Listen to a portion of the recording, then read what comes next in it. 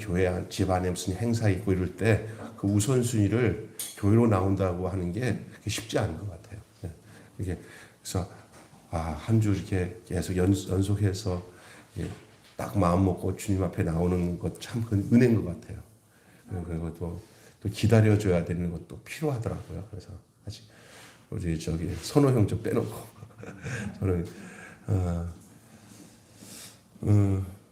오늘은 요한일서 말씀을 전하는데 주중에 제가 수요일 금요일 계속 요한일서 말씀을 전했어요. 요한일서에 대한 내용을 지금 여러분과 말씀을 다시 복습해서 하다 보면 오늘 말씀에 중심을 둘 수가 없어서 간단하게만 말씀을 드리면 요한일서에 보면은 1장에 보면 1장 4절에 보면은 사귐에 대한 얘기가 나와요. 코이노니아. 우리의 사귐은 하나님과 그리스도 안에서 사귐이 있고 하나님과 그리스도 안에서 사귄 사람들은 또한 우리 가운데에 사귐이 있는데 오늘 이 부문에 보면 빛과 어둠에 대한 얘기를 막 하고 있어요. 빛과 어둠. 그리고 우리는 하나님을 빛이라고 하셨고 또 예배소서에 보면은 빛은 우리가 빛의 자녀이기 때문에 우리가 옛날에는 어둠에 속해 있었고 어둠이었지만 지금은 예수 그리스도로 말미암아 빛이 우리 안에 들어왔고 또 빛 가운데서 살아요. 그래서 어둠과 빛이 이렇게 공존할 수가 없어요. 어두운 곳에 빛이 딱 들어오면 어둠이 사라지게 돼 있어요. 그리고 빛이 꺼지면 그냥 어둠이 말도 안 해도 어둠이 와요. 한 인생에 빛이 들어오면 어둠은 사라지게 돼 있는 것은 당연한 것인 줄 믿습니다. 반대로 어둠이 찾아오잖아요. 그러면 빛이 사라집니다. 빛이 사라진 증거가 어둠이에요. 그 어둠이 뭡니까? 하나님 떠나서 사는 것, 빛 없이 사는 것, 깜깜한 속에 사는 것, 이것은 다 뭐로 얘기하냐면 죄로 얘기합니다. 그래서 우리가 죄에 머물러 사는 것이 어둠이에요. 근데 죄에 머물러 사는 사람은 죄가 죄인지도 모르고 살아요, 사실은. 다 그냥 사는 게 다 죄였어요, 그냥. 무감각하게. 구체적으로 그것이 어떻게 나타나냐면 미움으로 나타나요. 갈등하고 미워하고 자기 중심으로 생각하고 그렇게 살아요. 그래서 오늘 요한일서에 보면 형제를 미워하는 자는 어디에 거한 자라고 했어요? 예? 어둠 가운데 거하는 자다 그렇게 얘기했어요. 그런데 여러분 죄 없다고 하는 것을 조심해야 되는 것은 구원파나 잘못된 교리를 가르치는 데 가면은 죄책감은 다 그는 믿음이 없어서 그렇다. 죄에 대해서 자꾸 이렇게 내가 죄인이다 죄인이다 하지 마라. 나는 이제 죄 없는 사람이다. 성경 부분에 그리스도 예수 안에 있는 자는 결코 정죄함이 없기 때문에 우리가 죄 있다고 하면은 안 되는 것은 사실이지만 주님 앞에 궁극적으로 섰을 때는 죄 없는 죄 용서받은 자로 제가 이런 얘기 했잖아요. 천국은 죄 없는 자가 가는 게 아니라 죄 용서받은 자가 가는 거예요. 죄 용서는 뭐냐? 하나님께서 용서해 주셨으므로 죄가 없다고 하신 것이 용서예요. 용서는 너 요만큼만 내가 용서했어? 너 아직도 용서 안 한 게 있어? 이건 죄 용서가 아니에요. 하나님의 용서는 죄 없다 인정해 주시는 거지만 그건 하나님 입장에서 죄 없다 용서하는데 내가 그냥 하나님 용서해 준다고 그랬잖아요 하고를 빌미로 삼아가지고 나 죄 없다고 하는 것은 그건 거짓말하는 자라는 거예요. 늘 죄에 대한 아픔, 고통 이것이 우리에게 계속 있어야 되는 이유가 뭐냐면 우리가 어둠에 있었다가 빛 가운데 거하기 때문에 그런 거예요. 그래서 그 빛이 어둠을 물러날 때마다 죄 용서의 기쁨과 감격을 얻고 산다는 거예요. 그래서 지난번에 제가 얘기한 내용이 이렇게 살다가 보면 연약해서 죄를 지을 수 있어요. 근데 거기에 함몰돼 가지고 난 죄인이니까 난 도대체 할 수 없어 이러면 안 되고 그럴수록 내가 내 죄에 대해서 피 흘려서 죽으신 예수 그리스도의 피가 내 죄를 깨끗게 하시는데 그러면 내 안에 빛이 다시 들어와서 어둠을 몰아내기 위한 우리에게 주신 아주 중요한 은혜의 수단이 뭔지 아세요? 그것이 너희가 너희 죄를 자백하면 저는 미쁘시고 의로우사 너희 죄를 사하시며 모든 불의에서 너희를 깨끗게 하실 것이요. 그랬어요. 그러니까 여러분이 날마다 이렇게 우리가 참회 기도를 드릴 때도 형식으로 하는 게 아니라 주님 제가 제 어둠 구석이 있는지 모르겠어요. 제가 누구를 좀 미워했던 것 이런 것도 역시 생각하면 그대로 토설하면서 다시 비담으로 들어갈 수 있도록 하는 게 죄의 자백인 줄로 믿습니다. 근데 아예 죄가 없다고 이렇게 하면서 구원파처럼 내가 짓는 것은 육신이고 내 속은 변화되기 때문에 짓는 거 육은 죄를 져도 내 영은 깨끗해. 이게 구원파예요. 이게 영지주의예요. 근데 이 한국 교회 안에 지나친 믿음이 그 잘못된 지나친 믿음이 자기 죄에 대한 자백이 아니라 그냥 하나님 앞에서 나는 그 죄가 없어 이런 담대함으로 그 담대할 부분이 아니라 하나님 앞에 자복하고 회개하는 것은 육신을 가지고 살아가는 동안에 구원받은 자가 가질 수 있는 특권이며 하나님이 주시는 면책권이에요. 하나님 앞에 나갈 수 있는 거예요. 하나님은 그래 기다리셔요. 내가 자백하고 고백하기를 기다리세요. 그러니까 죄를 져놓고는 죄 안 졌다고 아주 그냥 백장 부리는 게 아니고 나의 연약함을 그대로 주님 앞에 짚고 하면은 내가 이렇게 약하고 부족한 사실을 하나님은 알고 기다리시고 그 피의 넉넉함으로 우리를 씻어주신다는 약속이에요. 너희가 너의 죄를 자백하면. 근데 요새는 죄를 자백하는 것이 잃어버리는 것 같아요. 자백해야 왜 그러냐? 자백해야 빛 가운데 살 수 있어요. 자백해야 빛 가운데 살 수 있고요. 하나님과의 인격적인 만남을 갖고 살기 때문에 그 안에 형제간에 진짜 하나님 앞에 자백하는 사람은 사람 사이에서 미워하는 감정이나 이렇게 막 갈등하는 구조 가지 않아요. 절대 하나님과 관계를 맺으면. 그러니까 그걸 안 그러니까 계속 서로 죽일 놈 살릴 놈 다 예수 이름으로 서로가 죽일 놈 살릴 놈 하는 구조가 되거든요. 이게 아주 무서운 거거든요. 근데 이 요한일서를 쓰고 있는 이 요한 때도 그 초대교회도 이런 현상이 있었던 것 같아요. 제가 성경을 쭉 읽고 묵상하면서 이것이 도대체 오늘의 우리에게는 뭘 말하고 있느냐 하니까 그런 거예요. 그래서 저도 여러분도 그러지만 늘 유도하면서 누구에게 대해서지 사랑할 마음만 있어야 되지 그가 어떻게 하든 간에 저쪽이 나를 괴롭히도록 나는 그 사람 불쌍히 여기고 사랑할 마음이 있어야 되지 대립구조나 악한 구조가 내가 손해보고 내가 굴복해서라도 화평을 누리는 것이 바로 그 십자가를 경험한 자의 삶이라 저는 담대히 얘기하고 싶어요. 여러분 오늘 말씀은 이제 요 얘기는 이제 앞에 1장에 대한 내용들을 제가 제 나름대로 그냥 여러분이 또 못 들으신 분이 있어서 그냥 이렇게 얘기하는 거고요. 그러니까 여러분 다시 말해서 내가 빛 가운데 거하기 위해서는 어떻게 해야 되냐? 죄를 자백하셔야 돼요. 이것을 율법적으로 하는 게 아니에요. 하나님의 은혜의 성령이 날마다 나를 그 주님의 빛 안에 거하도록 하시는 거예요. 그것이 뭐야? 묵상 생활일 수도 있어요. 기도 생활일 수도 있어요. 그 자체가 어떤 이걸 해야 된다, 안 해야 된다, 어떤 뭐를 하지 예배를 드려야 된다, 안 드려야 된다, 이런 그런 것이 아니라 그 생활 속에서 내가 주님 앞에 죄를 자복하고 죄의 민감함을 갖고 주님 앞에 나가면 주님의 그 피가 주님이 흘리신 그 보혈의 피가 그 피가 우리의 모든 죄와 불의를 깨끗게 해주신다는 거예요. 그래야 그게 빛 가운데서 살 수 있는 비결이에요. 인간을 너무 과대평가하면 안 돼요. 인간에 대한 그 위치를 하나님 다 아셔요. 그래서 너희 육체를 가지고 사는 동안에 내 비단에 빛의 자녀로 살려고 하고 진실함과 경건함과 정결함으로 살게 하려면 날마다 너희에게 연약해서 쓰러지는 수밖에 없는 죄의 내용이 있을 때 나한테 나와라. 은혜의 보좌 앞에 나와서 내게 구해라. 그러면 주님이 인격적인 관계 속에서 내 죄를 이미 십자가에서 우리의 모든 죄를 해결해 줬지만 우리가 살면서 짓는 모든 죄에 대해서도 이 사탄이 영향을 주거든요. 어둠이 요소가 찾아오거든요. 그때 그 빛 가운데 거할 수 있는 비결이 죄를 자백하는 일이에요. 회개하기를 두려워하거나 회개하기를 꺼려하는 일이 없기를 주님의 이름으로 축원합니다. 이 이단들이 가지고 있는 게 회개 안 해도 된다. 한 번 구원받았으면 이거 다 거짓말이에요. 요한일서를 제대로 안다면은 요한이 증거하고 있는 내용을 이거 안다면 그렇게 얘기할 수가 전혀 없어요. 틀려요, 여러분. 그래서 날마다 여러분의 영적인 이 내용이 감각이 주님과 생명 가운데서 관계를 맺으면서 이렇게 빛 가운데 살기를 바랍니다. 그래서 이런 찬양도 있잖아요. 여러분이 어렵고 힘든 삶을 살아가는 게 태산 같은 삶들이 있잖아요. 뭐 어떻게 저걸 넘어가냐 하지만은 그러나 그런 사람들에게 그런 우리들에게 주는 찬양이 하나 있어요. 제가 혼자 부를 테니까 여러분 잘 듣고 그때 아멘 해주시기 바랍니다.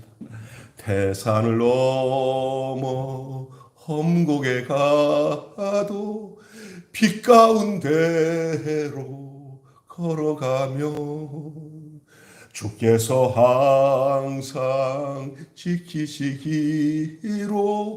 약속한 말씀 변치 않네. 하늘의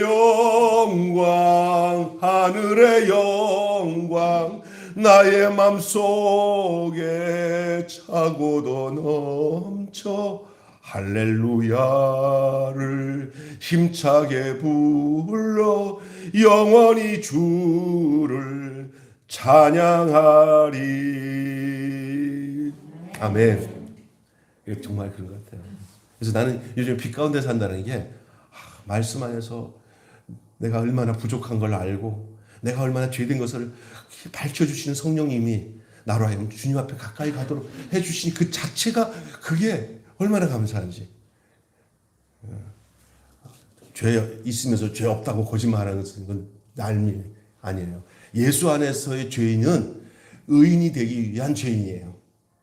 믿습니까? 예수 안에서 죄인은 의인이 되기 위한 죄인이기 때문에 이제는 예수 안에서 죄인이라는 것을 고백함으로 내가 주의 은혜로 의인으로서의 삶을 담대히 살 그 조건이 되는 거예요. 근데 하나 주님 앞에서 나 의롭다고 생각하면 큰일이에요. 여기서 잘 생각해야 되는 것은 아주 동의한 장차예요. 그리고 우리를 의롭다고 하잖아. 칭의했잖아. 늘 죄인된 의인으로서 살아야 되는 거예요.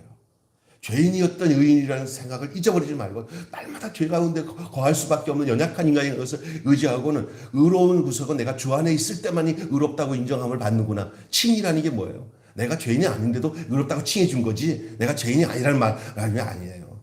아유 목사님은 다른 데는 목사님 예수 믿고 다 의인이라는데 우리 매일 교회는 다 죄인이라고 그러네. 그게 아니에요. 죄인이라는 고백이 없는 의인 없어요. 저가 성결교 목사지만 저 처음에 학교 들어갔을 때 돌아가신 김응조 목사님이 이런 얘기 하더라고요. 죄의 각성이 없이는 주의 의가 오지 않는다. 어든지 십자가는 죄의 각성 가운데서 그 십자가에서 구속의 은혜가 오는 거라고 했어요. 만약에 죄 없이 십자가를 은혜를 받았다는 것은 사탄적일 것이다.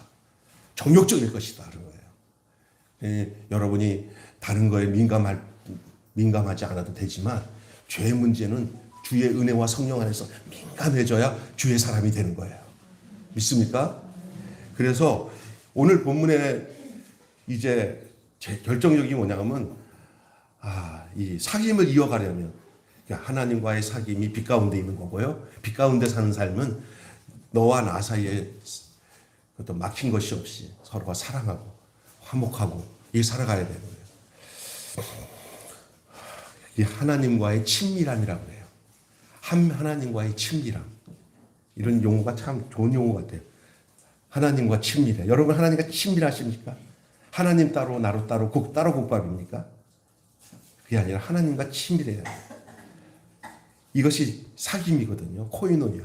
하나님과의 사귐이 우리에게 지속되기 위해서 그런 방해들이 어떤 것, 지속함을 방해하는 것들이 무엇인가? 여러분 한번 여러분의 문제로 한번 삼고 말씀을 들어보세요. 나에게 하나님과 친밀해지는 것을 방해하는 조건들이 뭔가? 늘 하나님이 나한테 가까이 계셔서 내가 하나님한테 말하면 하나님 그래 하고 관계를 맺고 꺼리낌이 없어야 돼요.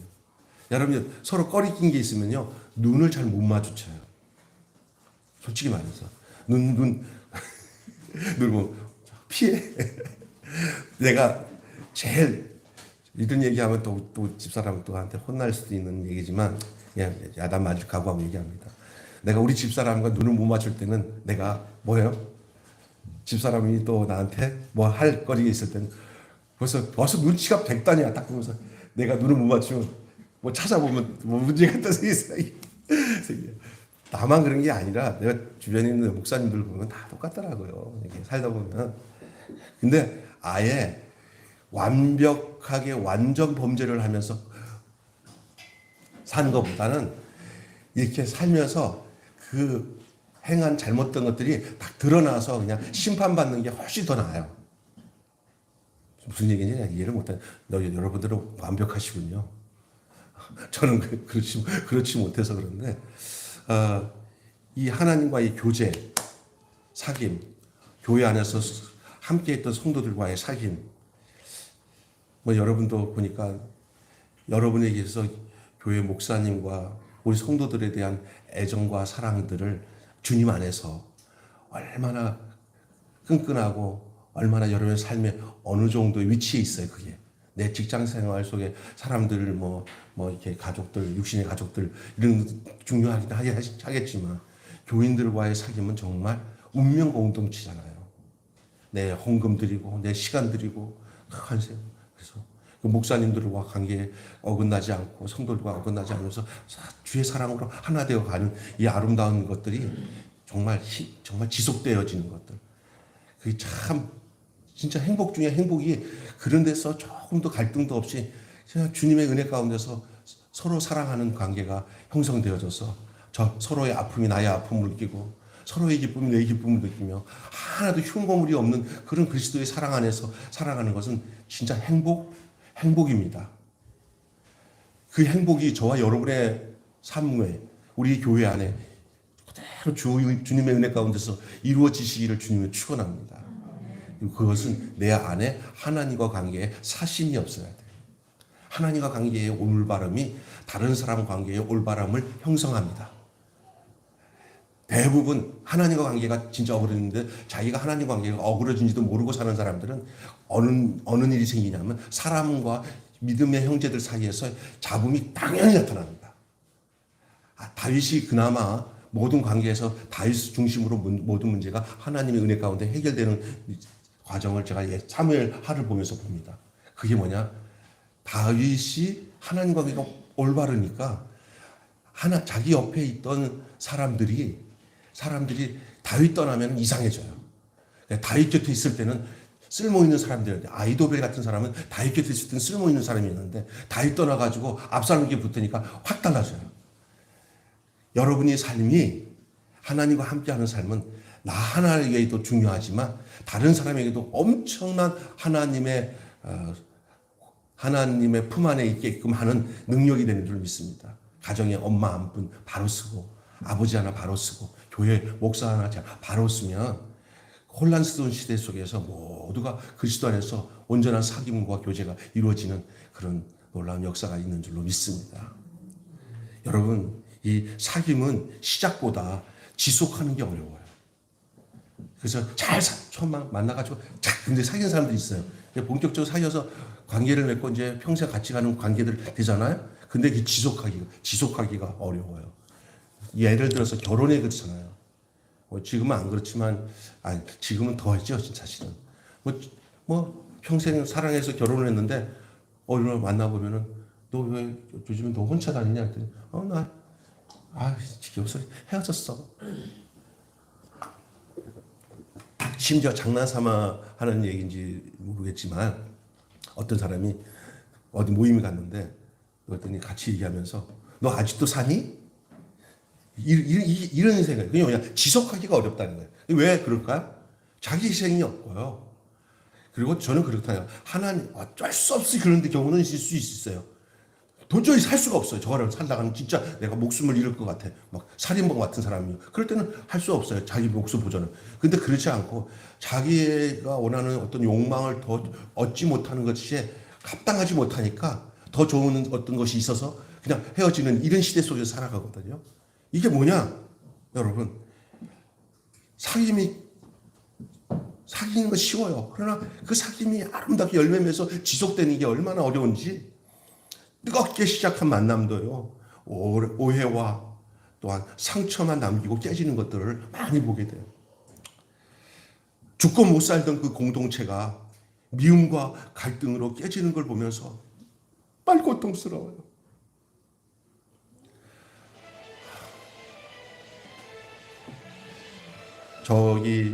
이런 얘기를 제가 해도 되는지 모르겠지만 정말 제가 가까이 하는 제 교회, 제가 매일 교회에 오기 전에 있었던 교회예요. 그냥 간단히 얘기하면. 교회 좋았어요. 그런데 지금 이제 양쪽의 사람들이 나한테 전화가 온 걸 내가 들어서 이제 답답하니까 전화를 나한테 했겠죠. 그래서 전화 통화했는데 교회 안에 한 지붕에 두 가족이래. 두 가족. 그리고 서로 모여서 저쪽 편이야? 이 편이야? 이러고 있대. 그쪽 편이야? 이쪽 편이야? 그리고 교회 안에 싸늘해요. 두 시선이. 근처에 앉지도 않아. 그러면서 예배는 함께 드리니까 이쪽 쪽에 앉아서 예배 드리고 난 뒤에 무리를 져서 모일 때는 절대 왼수도 북한 사람 보는 것보다 더한 왼수처럼 느끼면서 그 교회 공동체 안에 있는 것을 얘기를 하면서 막 억장이 무너진다. 그 안에 뭐예요? 너무너무 힘들어요. 그게. 저한테 이거 어떻게 해요, 목사님? 우리 교회 어떻게 해요? 남의 얘기가 아니고 우리의 얘기일 수도 있어요. 이건 정말 제가 하나님 앞에 너무너무 이건 남 얘기 아니다. 우리 얘기일 수도 있다. 그럼 이건 뭐냐? 요한이 한 얘기예요. 사귐이 지속되어지는 것은 사람의 생각으로 되는 게 아니에요. 사람이요, 관계가 끊어져서 지속이 안 되면요, 그 사람이 좋은 의도를 가지고 찾아가서 제가 마음이 바뀌었거든요. 잘해봅시다. 그것까지도 안 믿어요. 그것까지도 안 믿어. 이게 완전히 이게 갈라치기. 근데 이게 거기만 그런 게 아니에요. 제가 이제 내년에 이 동네 한 600교회 올해도 와서 이제 정말 봉사활동하고 하다 보니까 또 관계를 가지니까 내가 그 사무총장으로 교회를 전부 다 이렇게 관리하고 구청이랑 같이 하는 그 단체가 있어요. 교구협의회. 사무총장이고 할 수 없이 할 수밖에 없는 상황이에요, 지금요. 그런데 교회 내가 근거리 보면 교회마다 지금 막 용역이 아주 큰일인데 용역이 들어와가지고 두 쪽에서 원수같이 원로 목사님, 담임 목사님 이렇게 나눠주면서 양쪽으로 나눠져가지고 거기에 경찰 용역들이잖아요. 돈 사설 용역 하루에 10만 원 되는 용역 청년들을 다 해가지고 줄 서서 못 만나고 막고 막 교회 안에서 그리고 예배 드리고 가고 몇천 명 되는 교회예요. 이게 지금 무슨 꼴이에요? 목사님 계신 개인적으로 원로 목사님도 친해서 내가 만나보면 그렇게 좋아. 담임 목사님은 더할 나위 없는 목사님이에요. 근데 교회 안에는 왜 그래요? 이게 남의 얘기가 아니에요. 처음에는 서로 죽고 못 살게 친하고 그랬던 사이인데 어느 날 어둠이 들어오면 빛은 사귐이에요. 어둠은 미움이에요. 이게 나눠지는 거예요. 교회 안에 하늘의 영광, 약속한 말씀, 변치 않는 것처럼 교회가 그 사랑으로 변치 않는 빛 가운데 사는 삶이 교회 안에 있어야 될 줄로 믿습니다. 남의 얘기가 아니고 저의 얘기더라고요. 저가 정말 그건 뭐냐? 오늘 본문 얘기를 들으면서 여러분 기억해야 되는 건 그토록 열심히 믿던 사람이 믿음이 식어지는 걸 보는 일은 아주 슬픈 일이에요. 전화 와서 권사님이 저랑 굉장히 친한 권사님이에요. 남편 장로되고 얼마 전에 장로되는데 다 그냥 울면서 한번 찾아보겠다 해서 아니 오시라고 오는 거는 문제가 안 하는데 그런데 뭐라면 너무너무 가슴이 아파하는 거예요. 그렇게 친했던 사람들 사랑했던 사람들이 그쪽에 서서 자기는 장로 부인이니까 장로 쪽에 서서 할 수밖에 없는데 보니까 제일 먼저 하는 얘기가 나한테 목사님들을 이제 믿지를 못하겠대요. 그래서 저한테 죄송하다고 그랬더니 목사님이 변질됐다는 거예요. 그래서 쭉 얘기하니까 그렇게 느낄 수밖에 없는 얘기를 하더라고요. 근데 김병수도 여러분 눈에 변질됐다고 느낄 수 있어요. 그러니까 제가 저에 대해서 변질되고 안 변질되고는 여러분의 눈이 먼저 바뀌시는 게 더 나아요.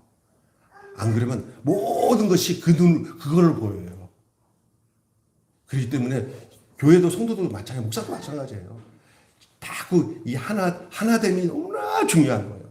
교회 안에 이렇게 크든 작든요, 이게 파당이 나눠지게 되는 게 인간이에요. 근데 죽어도 이건 만들지 말아야 돼, 파당은. 목사가 일부러 그 위치에서 가지고 이편 저편으로 가면은 문제가 생기지만 나는 그렇게 안 하려고 마음 먹고 있으니까 여러분 하나 되시기를. 저는 정말 여기 계신 우리 서 목사님과는 진짜 하나예요. 흉엄으로 이게 다 해요, 서 목사님. 저도 그렇고. 기분 나쁜 말도 다 듣고 서로 하나 돼요. 그렇게 시작된 교회인데도 불구하고 뭐 이렇게 들리는 마음에 그런 것을 느끼는 게 있나? 어쩌면 제가 좀 이렇게 처음에 서 목사님한테 대하던 것보다 좀 약간 뭐 하면은 그냥 믿어주세요. 그거는 우리 둘이 알아서 해결할 수 있어요. 그런데도 막 그냥, 근데 이 성도들의 마음을 이해는 돼요. 충분히 이해는 돼요, 제가. 그래서 왜냐하면 충분히 인간은 변질될 수 있어요.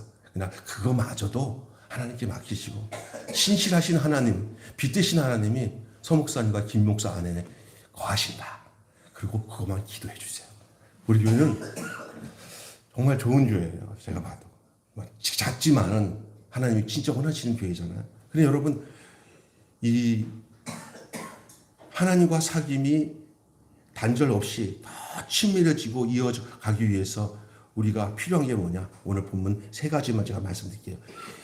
2절 말씀 올려보시면 1절에 자 시작. 나의 자녀들아, 내가 이것을 너희에게 쓴 것은 너희로 죄를 범하지 않게 하려 함이라. 만일 크게 누가 죄를 범하여도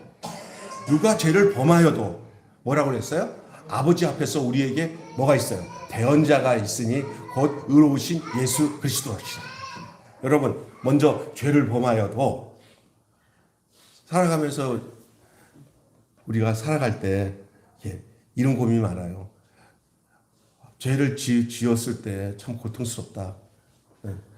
예배 끝나고 이제 선호 형제님이랑 많이 나누는 거 하는데 선호 형제가 제 감각이 살아나니까 너무 막 전에 어렵게 한 사람들에 대한 그 죄책감, 죄 고민 막 이게 있다는 거예요. 그래서 저는 그것을 그 죄에 대한 고통을 충분히 누리십시오. 죄의 고통을 가지셔야 됩니다. 무슨 말이냐면 그걸 자기를 속이고 뭐 그럴 수도 있지. 이거는 망하는 구석이에요. 죄에 대한. 늘 저도 그런 것들. 근데 거기에 평생 거기에 물려가지고 그 죄의 고통에서 벗어나지 못하는 것은 아니에요. 그것을 벗어나게 하기 위해서 죄의 고통이 있는 거예요. 그래서 아까 전에 죄의 각성이 없이는 구원을 받을 수가 없다. 성령으로 인한 거듭난 은혜가 올 수 없다는 얘기가 그거예요. 죄를 범하여도 여기 얘기했어요. 그런데 걱정하지 않을 게 뭐냐면 우리에게 대언자가 있으니 곧 의로우신 예수 그리스도다 그랬어요. 우리 자매 하나가 지금 법적 문제로 인해서 그걸 해결하기 위해서 저한테 전화도 오고 막 그러는데 정말 목사님 너무너무 좋은 변호사를 만났어요. 그 변호사가 정말 착한 변호사인 것 같아요. 정말 제 문제를 저보다 더 고통스럽게 생각하고 그걸 처리해 준다고 그래요. 그런데 그 건너편 그 사기꾼 변호사는 어떤 얘기가 목사님 우리 변호사가 얘기하는데 사기꾼에게 붙은 변호사는 그 변호사 자체도 사기꾼이에요. 그러더래. 그 얘기 하더라고요. 그러면서 얘기하는데 그 변호사만 생각하면 이제 그 자기 문제를 자기가 가면 너무 힘들고 두려우니까 변호사가 다 처리해 주잖아요. 너무너무 고맙잖아요. 그래서 나중에 돈을 줘서 해결을 하긴 하지만 돈 문제가 아니로 이거는 이제는 뭐냐면 자기 문제로 생각하는 그 변호사 앞에 얼마나 감사해요. 우리에게 있어서 이 대언자 예수 그리스도는 내가 죄를 짓거나 죄를 범하였을 때 나보다 내 죄에 대한 문제에 대해서 우리 예수님은 우리보다 더해요. 미안하지. 그럼 미안하잖아요. 미안할 거 하나도 없어요. 그거 주님 앞에 우리의 죄를 내놓으면 내놓을수록 주님은 자기가 오신 목적과 뜻이 이제 이루어지기 때문에 너무 좋아하는 거예요. 주님은 의인을 부르러 온 게 아니라 이렇게 죄 때문에 고통하는 나를 위해서 오셨고 나를 위해서 죽으셨고 또 내가 그렇게 그걸 알고 주님 앞에 그걸 가지고 나가면은 야 잘 왔다 내가 기다렸다고 받으시고 기뻐하시는 분이에요. 도리어. 그래서 바울이 내가 죄인 중에 괴수다. 그리스도께서 우리를 구원하시기 위해서 죽으셨다. 그렇기 때문에 내가 죄인 중에 계수다고 하는 것은 자기가 겸손하기 위해서 죄인 중에 계수라고 한 게 아니라 예수님이 오신 목적은 죄인을 위해서 오셨기 때문에 제가 죄인 중에 계수라고 하는 거예요. 이해가 되세요? 여러분이 너무 아직까지도 주님 앞에서 아주 모양 떨지 마세요. 미안해서. 앞으로는 적당히 지고 올게요. 죄송해요. 이렇게 마세요. 아주 긁어서 다 긁어갖고 깨끗하게 내가 하얗게 될 때까지 예수님께 다 그 죄를 고하세요. 다. 그래서 아예 닦을 게 하나도 없을 정도로 다 주님 앞에 다 넘겨버리세요. 할렐루야. 주님이 원하시는 바예요. 그게 우리가 그렇게 살아가게 하기 위해서 주님이 죽으셨어요. 그러니까 죄를 범하였을 때 걱정할 거 없는 것은 우리에게 대언자가 있어요. 우리가 직접 진노하시는 하나님 앞에 죄에 대해서 진노받을 일이 없고 우리 예수님이 다 가져가셔서 우리 대신 아버지 너 왜 왔냐? 예수님이 오시면 김병수, 노선호, 박남수 걔네들이 나한테 이만큼 죄를 넘겼는데 아시죠? 내가 다 갚은 거 십자가에서. 됐다 알았다. 그래서 주님이 가져가셔서 대언자 되신 주님 의로우신 예수님께서 내 죄를 가지고 가신 것에 대해서는 우리 하나님이 계산 안 해. 깨끗이 다 갚으신 거로 허락하신다는 거예요. 예? 여러분 죄를 범하였을지라도 우리의 이렇게 망각을 가져서 죄가 없어지는 게 아니라 근거가 있어요. 나를 위해서 죄를 다 십자가에서 갚으신 의로우신 대언자, 나를 대신해서 말씀해 주실 그분이 계시기 때문에 그분이 곧 뭐라고 했어요? 우리에게 대언자가 있으니 곧 의로우신 예수 그리스도라. 그렇게 얘기하는 거예요.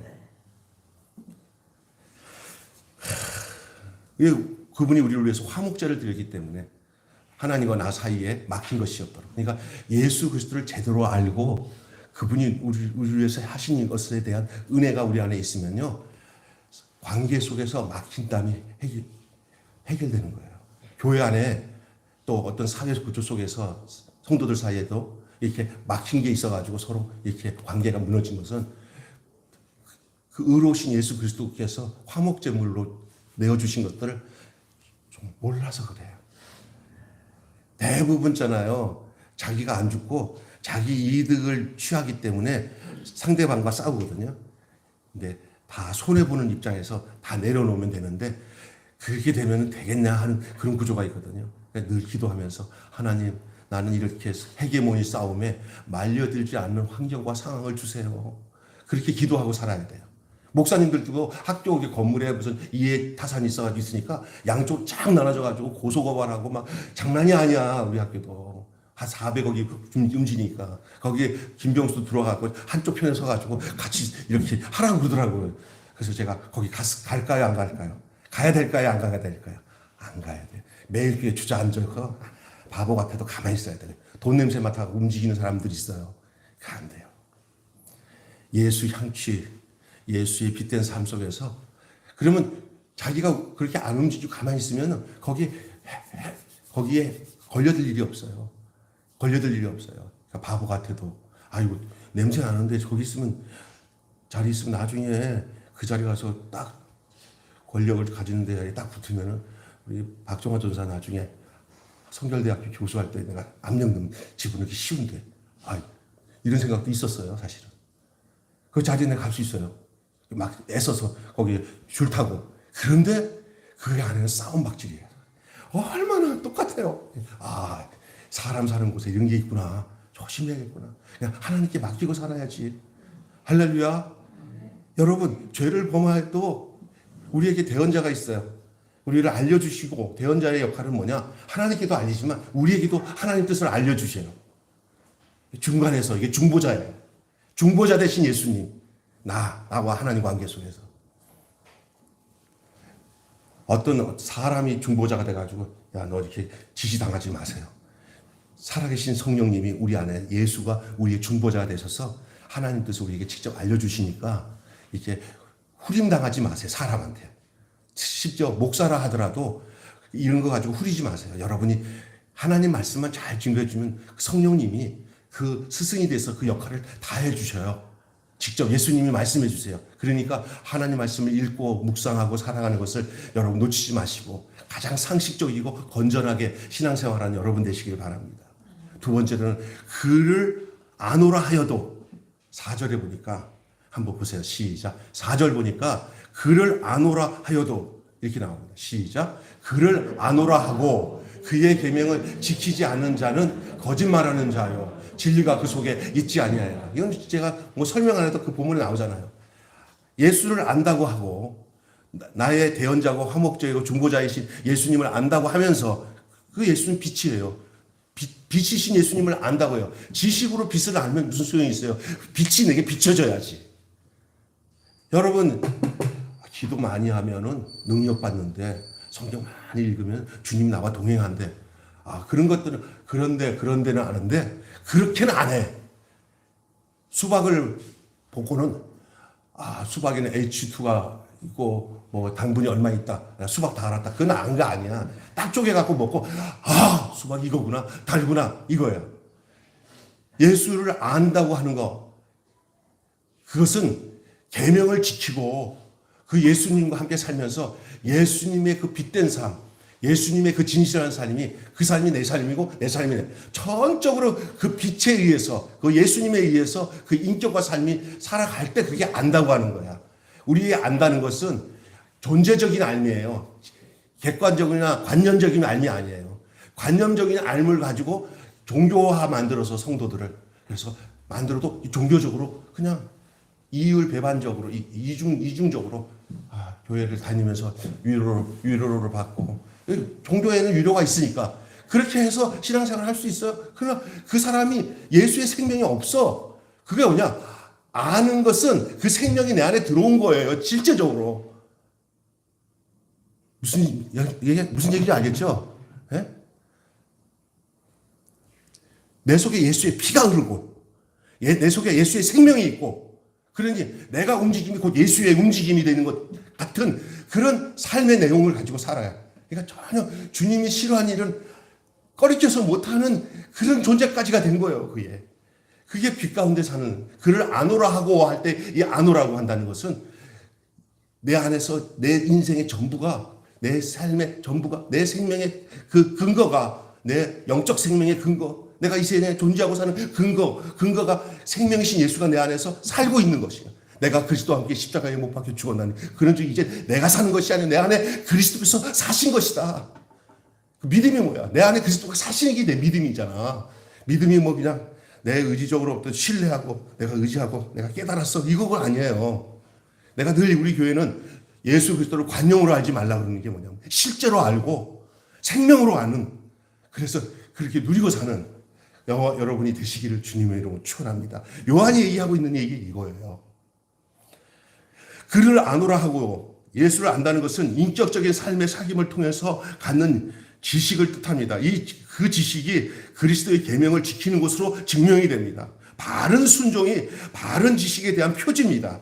모르는 것보다 더 큰 문제는 안다고 믿는다고 하는 그 자기 나름대로의 관념적인 고백이 거의 다 거짓말일 가능성이 높아요.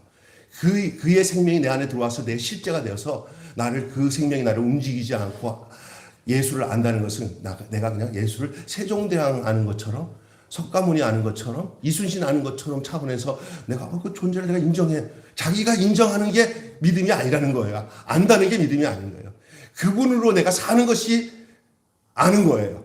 그분으로 내가 사는 것이 아는 거지. 내가 그분을 좀 안다는 그 신학적인 지식이 그게 아는 거라고 착각하는 것은 도리어 다른 사람들에게 거짓말하는 경우가 되는 것이고 그것이 나에 대해 다 아는 것처럼 말하는 이로부터 받는 오해가 그 친밀한 사귐을 방해할 수가 있어요.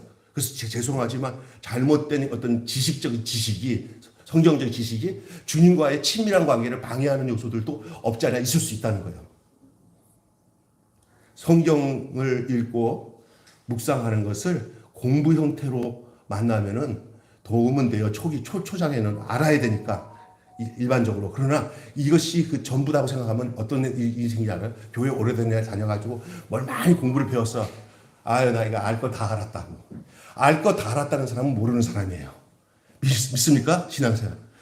한 20년 교회 다니는데 열심히 뭐 성경도 배우고 하니까 이제는 우리가 돌아가는 판을 알겠거든. 우리가 똑똑하니까. 아유, 나 교회 생활하니까 알 거 다 알았다고 그러서. 그건 진짜 모르는 거예요. 그런데 가면 갈수록 자기 부족을 느끼고 나는 모르는 사람이야. 나는 주님이 나를 알아주시기만 하면, 내가 주님을 아는 게 아니라 주님이 나를 알아주시기만 하면 나는 감지덕지야 라는 이러한 자기 비하의 마음이 그 안에 있으면 그 사람은 빛 가운데 살 수 있는 조건을 가진 사람입니다. 자, 마지막 빛 가운데 있다 하여도, 빛 가운데 있다 하여도 9절, 박 목사님 9절, 빛 가운데 있다 하여도, 시작, 빛 가운데 있다 하면서 그 형제를 미워하는 자는 지금까지 어둠에 있는 자요. 자기가 빛 가운데 있다고 말을 하는데 누구를 미워하고 누구를 증오하고 헤게모니 가지고 그 사람을 이익 가지고 싸우고 그 다음에 판단하면서 아유 저 새끼들 저거 죄송합니다 저것들 저거 하면서 막 미워하는 마음이 내 안에 있어요. 예수 믿는 그리스도 안에 사는 사람은 어느 누구더라도 악한 영에 시달리는 사람이라도 우리의 근거는 사랑으로 긍휼히 여기며 불쌍히 여기는 마음 속에서 행해야 되는 것이지, 우리가 누구를 미워하고 심판하고 판단하고 대립하고 할 자격이 있는 것은 이제 끝났어요. 이제 사탄에 있을 때는 그 자격이 있었지만 이제는 예수가 안에서 구속받아 내가 용서받고 구원받은 사람은 누구를 향해서도 용서의 마음이 기본이 돼야 되고 긍휼의 마음이 기본이 되고, 핍박을 할 때는 저 사람이 몰라서 그래요, 불쌍해요, 이런 마음을 갖는 것이 기본이 되는 거예요. 근데 그게 아니라 막 적극적으로 내가 빛 가운데 있다고 하면서도 적극적으로 그 사람들에게 그럴 수 없는 존재인데도 불구하고 내가 심판의 자세, 심판하고 판단하고 미워하는 곳에 있다고 하면서 나는 빛 가운데 있다고 그러면 그 사람이 지금 거짓말하는 자고 그 사람이 어둠에 있기 때문에 그렇다는 거예요. 어둠에 있는 사람은 사랑할 수가 없어요. 어둠에 있는 사람은 용서할 수가 없어요. 척은 할 수 있어요. 척. 그러나 근본적으로 그리스도 안에서 온 그 사랑과 용서는 그리스도 안에서 온 것으로만 되지 안 온 거 가지고는 안 되는 거예요. 그건 척은 할 수 있어요. 해놓고는 자기 공치사, 내가 이만큼 용서했어, 나는 이렇게 자비로운 사람이야, 이런 말을 하는 사람은 내가 당신을 위해서 기도 많이 하거든, 근데 너 당신 나한테 이럴 수 있어? 이렇게 하면 안 되는 거예요. 어떤 사람들 제일 무서운 사람이 알아요? 자기가 기도 많이 하고 뭐 했다고 그 사람한테, 내가 이렇게 당신한테 애썼는데 정말 너 당신이 그럴 수 있어, 이런 말 할 때 벌써 다 쏟아진 거예요. 그게 그냥 당연한 거거든요. 기도하는 사람은 아무나 누구나 향해서 그 공적 쌓듯이 내가 뭔가를 얻기 위한 어떤 은혜의 수단을 이용하면 안 돼요. 그냥 그것은 예수의 은혜로 당연하게 하는 일인 줄로 믿습니다. 아멘. 정말 중요한 내용이에요. 그런데 여러분은 사심없이 사람 관계에 엮여서 하나님의 일을 하는 것을 일단 중단하고 하나님 관계를 분명히 정돈하시면 사람 관계의 문제가 다른 차원으로 보이고 다른 관계로 형성이 되는 줄로 믿습니다. 대부분 어떤 사람은 그래요. 사람과 좋은 관계가 돼야 하나님과 좋은 관계지. 맞는 얘기지만 먼저 점검해야 될 것은 하나님과의 관계 속에서 반듯하면은 사람과의 관계에 내 마음의 자세나 생각이 달라요. 전혀 달라요. 그냥 내려오는 거예요. 나는 늘 그냥 우리 매일교회 성도들에게 늘 흔히 듣던 말씀 전하고 싶지 않아요. 좀 뒤집어서 얘기하고 싶은 것 좀 뒤집어서 정확하게 보고 싶어요. 오늘 말씀이 그런 부분이 없잖아 있으니까 여러분이 오해 없이 잘 들으시고 그 진짜 내용들만 여러분이 잘 간직하고 귀 기울여서 들어서 저와 함께 주님이 주신 유업을 이어갈 수 있기를 주님의 이름으로 축원합니다. 그러므로 여러분, 형제를 미워한다는 것, 그냥 여러분이 이제 시금석이 있어요. 내 마음에 어둠을 어떻게 하냐 하는 것은 굉장히 중요한 거예요. 내 마음에 누군가의 관계에 대해서 미운 감정이나 무시하는 감정이나 애틋한 마음들이 사라지거나, 하나님 억지로 그렇게 하신 것은 있을 수 있지만은 그냥 내가 의지적으로 그렇게 하는 것들은 기도하라고 하고 그 사람을 더 사랑하라고 하고 하는 하나님의 하나님이 우리에게 주시는 신호로 받아들이면서 전에와 다른 차원으로서 인간관계 속에 주님과의 삶을, 주님과 함께 하는 나의 삶이 이게 나타나야 될 소지로 그런 일이 생겼다고 생각하고 생각을 바꾸고 이 개념을 바꾸는 그런 여러분 되시기를 바랍니다. 진짜 중요한 거예요. 어떤 사람은 이 잘못 바뀌니까 기도하면서 저주하는 기도하는 사람이 있어요. 주여, 저는 죽여주십시오. 내가 진짜 속상해서 못 살겠습니다. 가는 곳마다 나를 딴지거는데 좀 망하게 해주세요. 우리 하나님 그런 하나님이겠어요? 절대 아니라는 거예요. 이게 내가 잘못된 거예요, 그거는요. 주님, 저를 축복해 주세요. 예수님은 십자가에서 죽으시면서까지도 물끄러미 보면서 저들의 죄들이 몰라서 그렇습니다. 저들을 불쌍해, 저들의 죄까지도 내가 대신 지고 죽습니다. 이렇게 죽으셨잖아요. 남의 얘기가 아니고 진짜 주님이 정확히 우리에게 보여주셨잖아요. 그러면 형제를 미워하는 자, 그 자는 곧 빛 가운데 거할 수가 없고 어둠에 있는 자예요. 그러니까 누군가 미워하는 마음이 있을 때 잽싸게 성령께서 여러분 마음속에 아이고 큰일 났다 이거 어둠이 좀 스며스며 들어오려고 하는구나. 이게 내가 속을 줄 아냐? 하고 기도하면서 주님, 주님의 사랑으로 내가 저를 불쌍히 여기고 사랑하게 해주시고요. 제가 해결할 수 없는 일을 주님이 해결해 주잖아요. 제가 해결 못합니다. 주님이 해결해 주세요. 기도할 수 있는 저와 여러분 되시기를 주님의 이름으로 축원합니다. 마지막으로 이제 결론 짓고 마치겠어요. 여러분이 오해하지 않고 들어야 될 결론이에요. 그게 뭐냐? 이런 얘기는 기본적으로 이걸 무시하는 얘기는 아니지만 그것이 굉장히 문제가 될 수 있음을 얘기하는 거예요. 예를 들어서 많은 성경 공부와 교회 봉사는 필요는 하지만 자칫 많은 성경 공부와 교회 봉사가 하나님과의 친밀함을 만들어주지 못하는 경우들이 많습니다.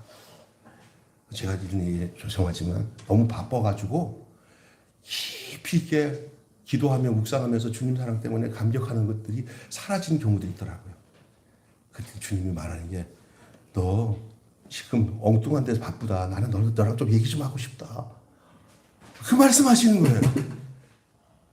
그걸 저번에 우리 운영회 끝나고 난 뒤에 제가 간단히 교회 와서 가만히 앉았는데 주님이 찾아오셨어요. 우리 수경 집사가 목사님 나한테 목사님 기도해요. 그러는데 그때 찾아왔는데 너 왜 이렇게 바빠갖고 일을 저지르냐? 나 잘못한 거 별로 없는데 그랬더니 내 말 안 듣고 나랑 친밀하지 않으니까 자꾸 이렇게 일 생기는 거야. 너 나랑 친해지면 내가 다 알려줄게.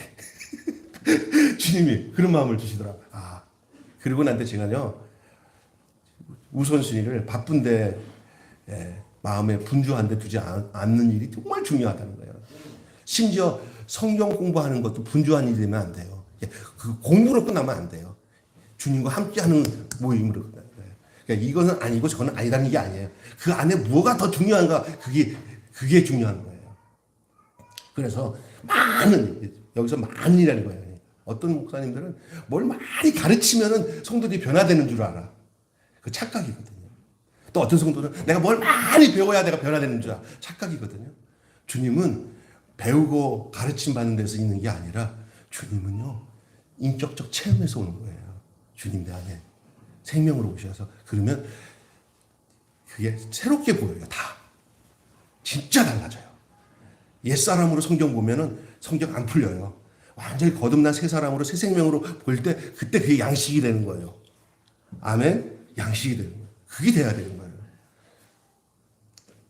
여러분 스스로 속이기까지 합니다. 잘못하면. 그래서 그런 것이 도리어 해가 돼요. 그래서 자꾸만 여러분 교회가 생각보다 더 안 되고 코로나 끝나니까 뭘 해야 되지 안 하면 안 되지 이거보다 더 중요한 것은 목사가 메시지를 전할 때 성도들이 정말 막 은혜 받고 이거 하나로 족하다 할 정도로 은혜만 받으면 다른 것들을 더 이상 봉사 이런 거 끼어들어서 어떤 이 주변에서 이런 거 안 해도 그걸 해야 좀 내가 은혜가 되는 줄 알고 하잖아. 그거 안 해도 도리어 그것을 많이 할 때 그게 집중 못 해. 그래서 제가 이제는 메시지를 성도들한테 내가 먼저 막 은혜에 대해서 확실하게 느껴진 것들을 그냥 쏟아붓는 일밖에는 방법이 없다는 걸 알았어요. 그게 가장 안전한 방법이에요. 제가 이런 얘기 죄송하고 마치겠어요. 그 목사님한테 청년이 그 교회 와서 이랬대요. 목사님, 자꾸 뭐 지금 프로그램을 만들어가지고 그것도 단체에서 만든 프로그램들을 막 이 교회 저기 하는 것들을 받아가지고 교인들한테 모이라고 그러고 뭐 이렇게 행사를 하니까 이제 처음에는 진짜 목사님께 순종하다고 다 한 거예요. 근데 나중에 보니까 성도들이 이제 말씀의 기갈이 오면서 프로그램에 미쳐버리는 거예요. 예? 그 행사에 미쳐버리는 거예요. 그러다 보니까 어떤 좀 똑똑한 청년이 목사한테 가서 목사님, 내가 할 말 있습니다 하고 말을 한 거예요. 목사님, 말씀으로 목회를 쇼부 볼 생각 없으십니까? 말씀 하나로 끝낼 수도 있지 않습니까? 이 얘기는 다른 것에 너무 지쳐서 말씀이 안 들립니다. 그럴 수 있어요. 나는 우리 교인들 다 놓쳐도 괜찮은데 말씀 놓치지 않는 성도 되시기 바랍니다. 말씀에서 내 인생이 바뀌고 내 생명이 거기에 보존되고 빛 가운데 사는 역사가 있어야 된다. 그건 저에게 하는 소리더라고요. 그 얘기를 해주는데 말씀으로 쇼부 볼 생각 없습니까? 여러분이 정말 막 말씀이 은혜가 되어서 누군가에게 너무 답답하니까 여기 우리 목사님 설교 여기 영상이 한번 봐봐 네. 하고 자신 있게 들으면은 그 영혼이 살겠다 할 수 있는 말씀을 전할 수 있는 목사 되도록 기도하세요. 그것이 무슨 복음 전하기 위한 목적이지 내 설교 잘하는 거 설교 잘하고 못하고는요 아무 소용 없어요. 근데 다 인간 판단이에요. 듣는 사람이 변화되지 않고 새롭지 않으면 아무 소용 없는 거예요. 그렇잖아요. 예? 그냥 식도락처럼 어디 큰 교회 목사님 설교 잘한다고 그럴 수준의 교회 되지 마시기를 바랍니다. 목사님이 어떻게 살고 어떤 중심인지 헤아려 이렇게 기도하면서 느끼면은 담백하구나, 틀린 게 없구나, 아유 너무나 괜찮다. 이 정도면 이제는 안심하고 같이 신앙생활 할 수 있겠구나라고 느끼면은 그거보다 좋은 행복한 성도 없다는 사실을 여러분 알고 살고 저도 그래야 되고 여러분도 그래야 될 줄로 믿습니다. 이게 진짜 중요한 거예요. 그냥 막 여기 몰려다니면서 그 군중심리로 어디가 스타성 목사를 찾아다니면서 그거 다 망가집니다. 여러분 그런 것도 기억하시고 여러분 차라리 어둠 속에 있다고 자백할 일이 더 정직한 일이에요. 그래서 어떤 경우는 여러분이 조금 오해될지 모르지만 제가 너무 솔직하게 목사하고 저렇게 속 다 뒤집어놓고 내놔 그래도 여기 더 솔직하게 더 나을 수 있다는 거예요. 속에 무슨 속을 갖고 있는지 모르는 사람들 많아요. 예? 그래야 희망이 있어요. 성도들 사이도 그래요. 벽 딱 치고 난 뒤에 내 사생활은 건들지 마. 나 할 말 없어. 난 그냥 은혜만 받고 가면 돼. 이 생각하지 마시고 성도들 사이에 자기의 안에 있는 서로 신뢰하고 서로가 고백한 내용 가지고 기도도 하고 할 수 있는 그런 관계가 돼야 돼요. 소그룹 모임들을 오늘 예배 끝나고 난 뒤에 몇 사람이라도 모여가지고 서로가 오늘 말씀 가지고 서로 기도하고 나누는 시간들을 가지고 오늘 김밥도 나눠드리니까 그렇게 해 주시면 좋겠습니다. 여러분 절대 두려워하지 마십시오. 우리에게는 여러분이 어떻게 하든 간에 걱정하지 마실 이유 하나가 있습니다. 우리에게는 의로우신 대언자이신 예수 그리스도 화목제일 분이신 예수 그리스도가 우리 곁에 있음을 여러분 잊지 마시기를 주님의 이름으로 축원합니다. 아멘. 하나님과 친밀한 방해를 받는 그 무엇이 여러분에게 있다면은 오늘 한마디로 기억하셔야 되는 게 말씀 순종과 형제 사랑 없이는 하나님과 사귐은 의미를 가지지 않습니다.